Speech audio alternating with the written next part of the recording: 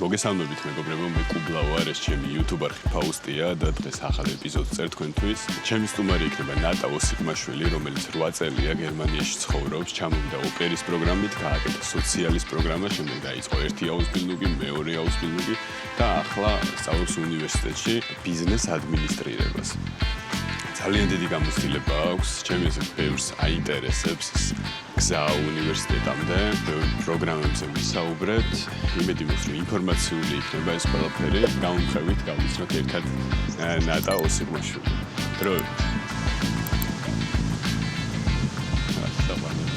Let's go. ოპერის პროგრამა. Ეკოლოგია, სოციალიზმი. ასკოლონი დავიწყე. გაზესწავლო? ბიზნეს ადმინისტრირებას. ყველაფერი ხდება. მოგესალმებით მეგობრებო კიდევ ერთხელ. სალამი. დღემდე ჩემი სტუმრებს ყველას ვიცნობთ. ეხლა მე და ჩემმა მაყურებელმა ერთად უნდა გაიგიცნოთ. თან პირველი გოგო ხარ, ნახოთ როგორი გამოვა. რამდენი ხანია რაც გერმანიაში ხარ? სექტემბერში გახდება 8 წელი. სწორად, შენ TikTok-ის ვიდეოებიდან მქონდა გადათვლილი, სადაც ამბობ და ზუსტად ეგრე ფიქრობდი მეც. ოპერის პროგრამით. ოპერის როგორც ყველა თითქმის 80-90% ოპერის პროგრამით ჩამოვედი. და როგორ ნახე ოჯახი? ოჯახი, ანუ წავედი, მანამდე ენა უნდა მისწავლა საერთოდ ამიცოდი ენა, მოვუძებნე მასწავლებელი. და იმ მასწავლებელმა მომაწებინა მე ოჯახი. კარგი ოჯახი იყო. კარგი ოჯახი იყო? კი, თან კარგი ოჯახი იყო. გაქვს კი. შენ TikTok-იდან ძალიან ბევრი რაღაცა ვიცი უკვე რა. ანუ ურთიერთობა კიდე გაქვს, ხო? ეხლა მოსაწვევი გამომიგზავნე. კი, ეგეც ნახე. კი, გამომიგზავნეს მოსაწვევი სამწუხაროდ ვერ წავედი. ძალიან მინდა და რომ წავსულიყავი და მე ნახა თან 4 გოგო ქართველი ოპერი ვიყავით. ანუ მანამდე 3 გოგო ქართველი ოპერი ყავდათ და ძალიან მოეწონეს ქართველები და მე ისევ ქართველს ეძაბდნენ და გამიმართლა ძალიან რომ ეგ ოჯახი ვიპოვეთ და მაგათთან წავედი. წინა ვიდეოდან კომენტარებში გამლახეს. რა ეს ტერმინოლოგიებს რო ხმარობ, რაღაც არ ვიცი თუ და მე არ გამიკეთებია მართლა და შენი პირადი გამოცდილებით უფრო კარგად. ოპერობა, ანუ ზოგადად ოპერობა არის, რაც გერმანიაში ჩამოდიხარ ოჯახში, გერმანულ ოჯახში. არ გჭირდება საერთოდ ენის ცოდნა, ანუ A1 დონე არის საჭირო, ყველაზე მინიმალური დონე. ჩამოდიხარ ოჯახში, ოჯახში ცხოვრობ, ისინი ჩემ შემთხვევაში ეგრე იყო, რომ საჭმლის თანხასაც, ანუ საჭმელსაც იმათთან ერთად ჭამდი ხოლმე და რაღაც თანხას ყოველთვიურად გიხდიან შენი ჯიბის თანხას, ესე რომ ვთქვა, ხო? მაგრამ ჩემ დროს 260 евро იყო და ეხლა არ ვიცი, ეხლა მგონი გაზარდეს 275 евро, არ ვიცი.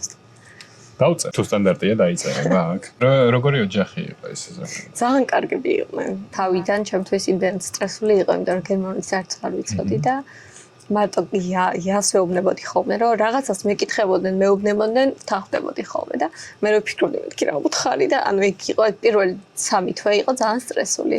მაგრამ მე ნელა, ანუ უფრო რომ გერმანული ვისწავლე, ძალიან მეხმარებოდნენ, ბევრ რაღაცაში დამეხმარნენ. იცოდნენ რომ მოცეკვავი ვიყავი და ხალხმა დაბადების დღეზე მათ ვქვა ცეკვის კურსის აბონემენტი და მე ხო ანუ ძალიან მეხმარებოდნენ ბევრ რაღაცაში. თან ყველაზე სასაცილო ის არის რომ წინა ოპერი ვინც ყავდათ ჩემი ბიძაშვილი აღმოჩნდა და იმ გოგოს არ ვიცნობდი მანამდე და მე სანამ ჩავიდოდი ერთი კვირით ადრე მივწონე როგორი ოჯახია თქო რომ მითხრა თქო და მე იქიდან გავარკვიე რომ თურმე დედა ჩემს ხრიდან ბიძაშვილი ნაცავი ყოფილა და ხო მეთქი საიდან დაიბა ძალიან კარგია. მე რა გააკეთე იმის ოპერობის მერე? ოპერობის შემდეგ გავაკეთე სოციალი სპეციალური საჭიროების მქონე პირებთან. და რაც ყველაზე კარგი იყო ჩემ შემთხვევაში, ანუ მათთან ერთად ვაკეთებდი კექსებს და ძალიან ისეთი სირთული სამსახური არ მქონდა. ჩემი სოციალური წელიც ისეთი იყო, რომ მაგ პერიოდით მართლა ვლაპარაკობ, რა მგონია რომ მაგაზე კარგი არაფერი გამგეთები ცხოვრებაში საერთოდ რა. შემდეგ ოსპილონგი დავიწყე საავადმყოფოში, მედიცინის პოზიციაზე.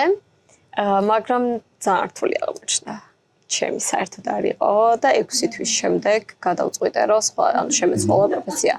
პარალელურად რატომაც მე გერმანიაში ჩამოვედი, ჩემი მიზანი იყო უნივერსიტეტში ჩაბარება და ყველანაირად ვცდილობდი რამენაირად უნივერსიტეტში ჩამებარებინა. გავგზავნე უნიასისში, ეს არის ბერლინში, სადაც შეგიძლია შენი ყველა საბუთი რაც გაქვს გაგზავნო და ისინი ნახავენ და გეტყვიან შეგიძლიათ თუ არა უნივერსიტეტში დაწყება. რადგან საქართველოში ვისწავლე სხვა რაღაცას და აქ სხვა რაღაცის გაკეთება მინდა და მაგიტომაც მომივიდა უარი და მომივიდა რომ უნდა გამეკეთებინა კოლეჯი. ანუ მოსამზადებელი კურსი უნივერსიტეტისთვის. მოსამზადებელ კურსს რო აკეთებ, ვიზა გეძლევა მაგისტრის? ვიზა გეძლევა მაგისტრის. რამდენი ხნიანი არის? 1 წლიანი.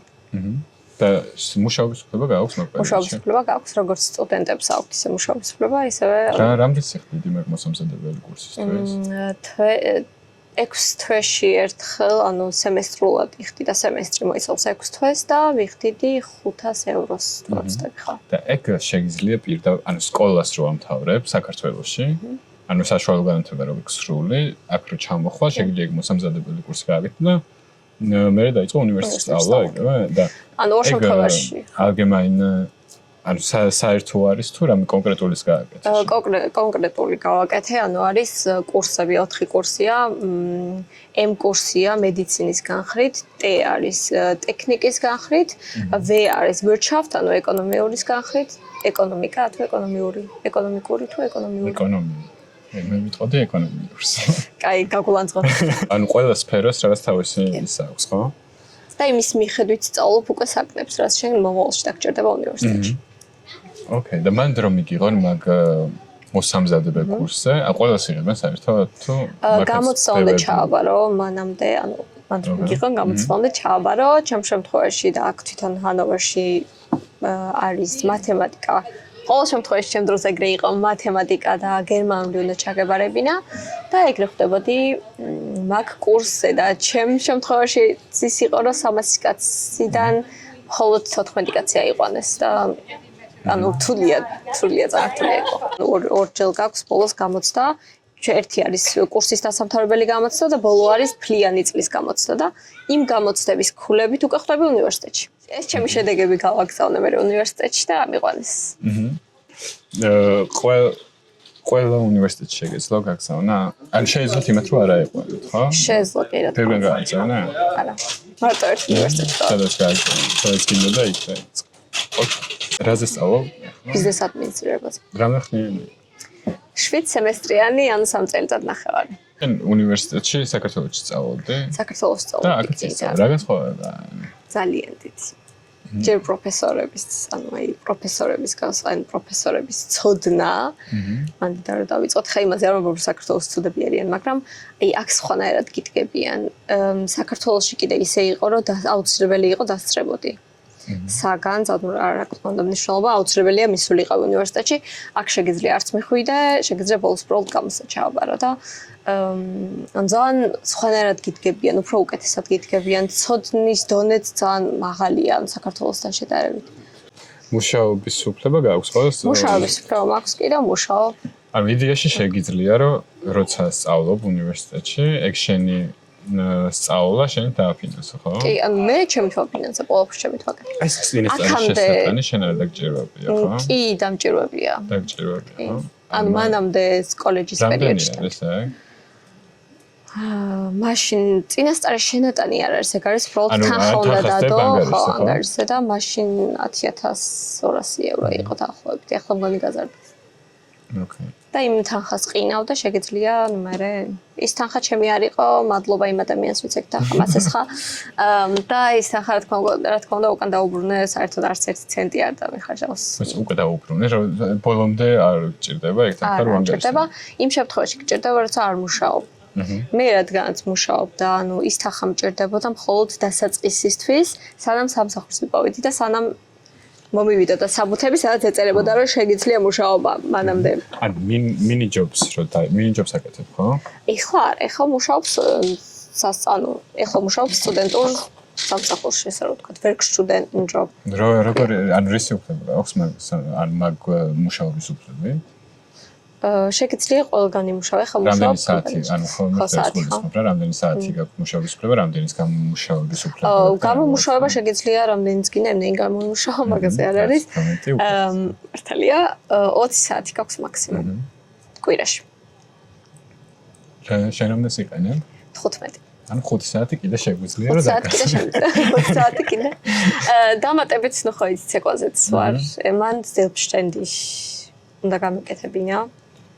სხვაგანაც მუშაობ კიდე მაგის გარდა, ცეკვის გარდა. სად მუშაობ? სხვადასხვა კომპანიაში. მან მუშაობ 15 საათი. ცეკვა კიდე ახლა ეგ მეგონა რომ ძველი ვიდეო იყო. კიდე მუშაობ. სხვადასხვა კომპანიაში მუშაობ, ხო?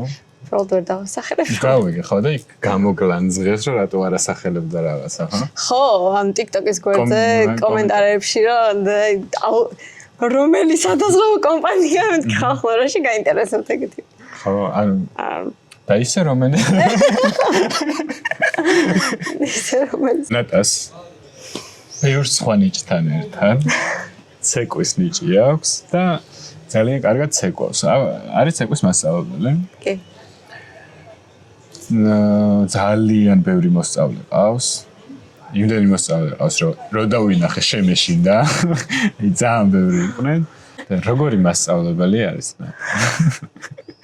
მაგას ახლა ნახავთ და გავაგრძელოთ მერე ჩვენი ინტერვიუ. Let's go.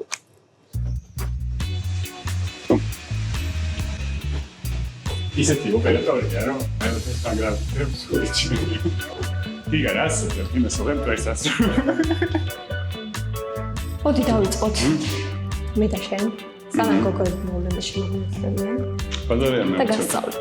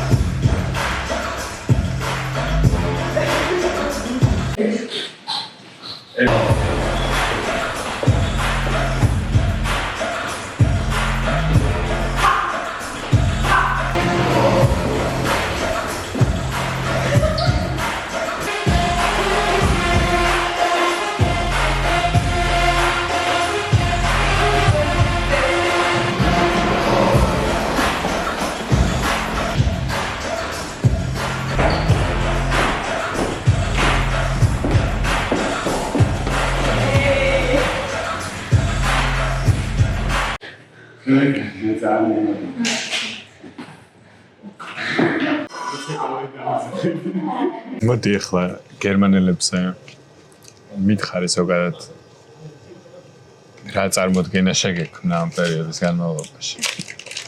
და მე შევაფასოთ ზოგადად და დავამთავროთ ჩვენი ინტერვიუ. ძალიან ბევრი კარგი ადამიანი შეხვდა, ძალიან ბევრი კარგი გერმანელი შეხვდა, ვინც იმ პერიოდში როცა მართლა ძალიან მიჭირდა, ხელი გამომიწოდეს და ძალიან ბევრი რაღაცაში დამეხმარა.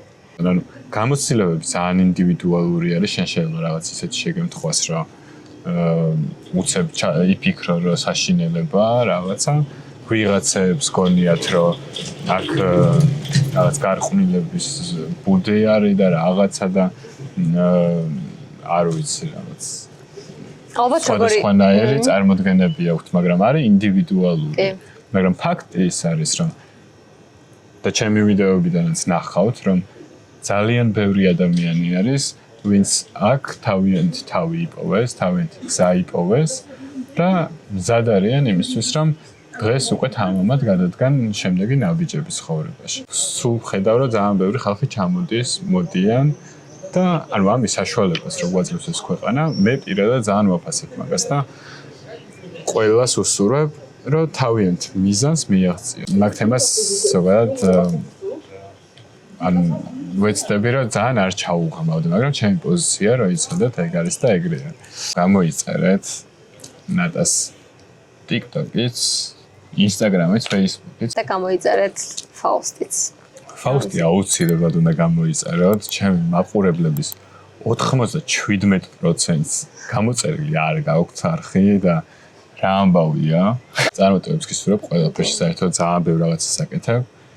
ძალიან მაგარი გოგო ხარ და ყველაფერი გამოგივა აუცილებლად, იმიტომ რომ რაღაცნაირი მონდომება გაქვს. ერთ წელში კიდე ვიდეო გადაგვიღოს, სადაც ლევანის 10,000 გამოწერს მზეიმებში. აუცილებლად. გემშვიდობებით მეგობრებო, შევხვდებით ძალიან მალე ერთმანეთს. უკეთესი უნდა ვაკეთოთ, ყველა ვაკეთეთ. გეიგებით? რა, ყველაფერი თქვით რა. წესით კი.